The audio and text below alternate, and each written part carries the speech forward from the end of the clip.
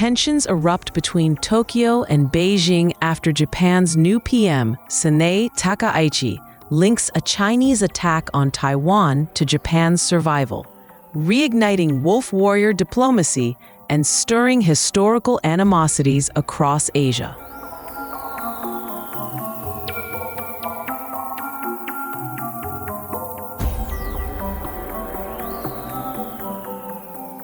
Just 2 weeks ago, Japan's newly elected Prime Minister Sanae Takaichi was seen shaking hands with Chinese President Xi Jinping at the Asia-Pacific Economic Cooperation, or the APEC Summit. It was a cordial photo opportunity meant to signal a thaw in the often frosty relations between Asia's two largest economies. Today, that moment feels like a distant memory. Relations between Tokyo and Beijing have sharply deteriorated following Takaichi's remarks in Japan's parliament on November 7th, when she stated that a Chinese attack on Taiwan could be deemed a situation threatening Japan's survival, a phrase that implies Tokyo could respond militarily. Her statement, delivered in the sober setting of the Diet, was enough to ignite fury in Beijing and unleash an avalanche of nationalist vitriol from Chinese state media. China lodged a formal protest, calling her comments malicious and beyond the line.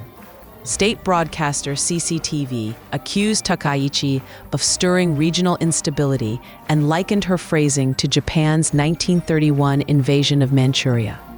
In a now-deleted post, a CCTV-affiliated social media account went even further, ridiculing Takaichi as a troublemaker, a pun on her surname in Chinese, and adding crudely, "Has her head been kicked by a donkey?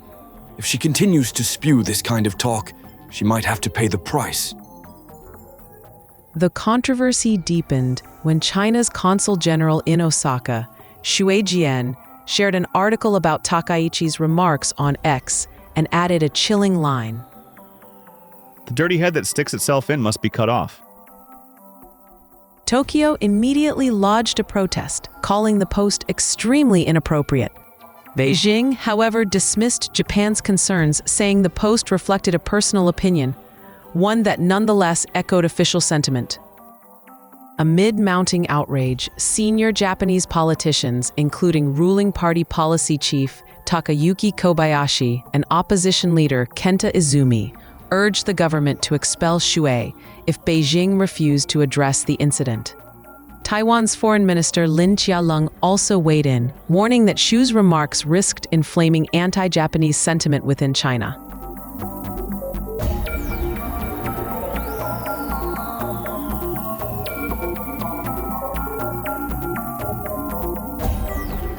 Beijing's reaction to Takaichi's comments has revived memories of what observers once dubbed wolf warrior diplomacy, a term derived from a blockbuster Chinese action film about soldiers heroically defending national honor abroad. The phrase came to define a new breed of outspoken, combative Chinese diplomats who, particularly in the early 2020s, took to social media to fiercely rebut criticism of China. Their rhetoric, often colorful and confrontational, symbolized a shift from the cautious diplomacy of previous decades to a brash, assertive nationalism. In recent years, Beijing had appeared to soften that tone, aiming to mend relations with key trading partners.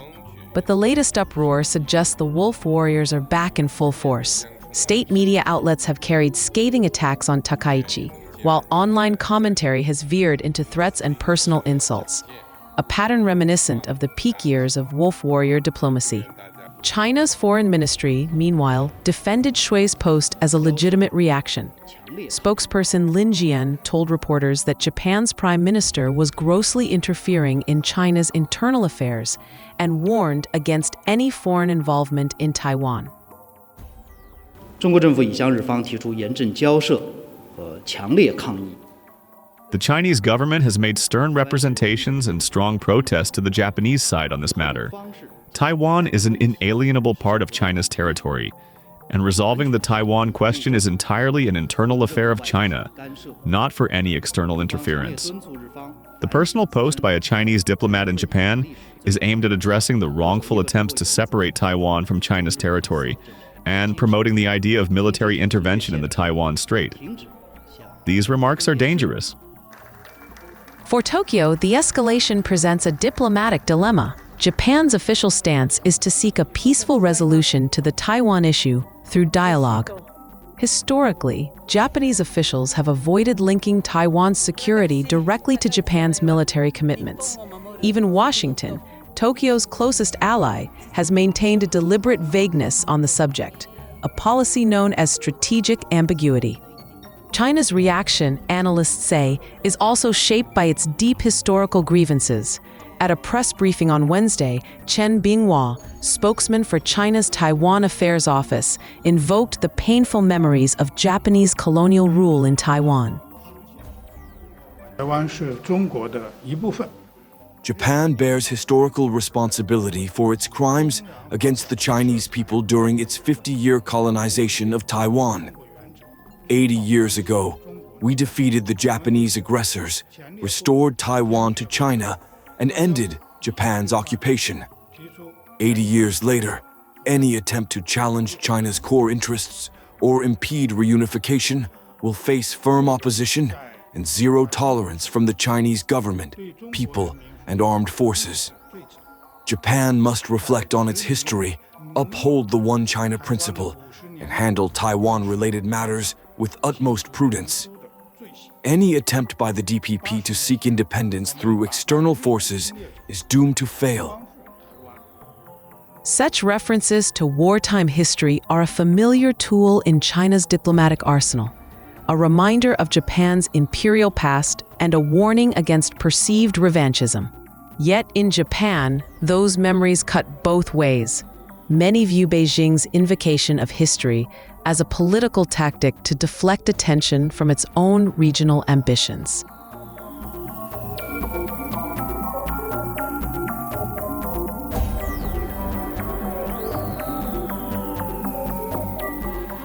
The row comes at a fraught moment in Sino-Japanese relations. September marked the 80th anniversary of the end of World War II, a milestone Beijing commemorated with a military parade and a fresh wave of nationalist messaging. China's state media revisited Japan's wartime atrocities, including the Nanjing massacre, which left more than 200,000 civilians dead, while releasing a slate of patriotic films depicting Japanese defeat. Fearing a spike in hostility, Japan's embassy in Beijing urged its citizens to stay cautious and avoid speaking Japanese loudly in public. Such warnings reflect the enduring sensitivity of wartime memory in China and how easily current events can inflame those old wounds. Taiwan's complex history further complicates the matter. The island was under Japanese colonial rule for 50 years until 1945, when Japan's surrender returned it to Chinese control. But soon after, the nationalist government retreated to the island following defeat by Mao Zedong's communists, creating the self-governing democracy that exists today. For Beijing, Taiwan's return remains unfinished business. For Tokyo, it is both a historical burden and a strategic flashpoint.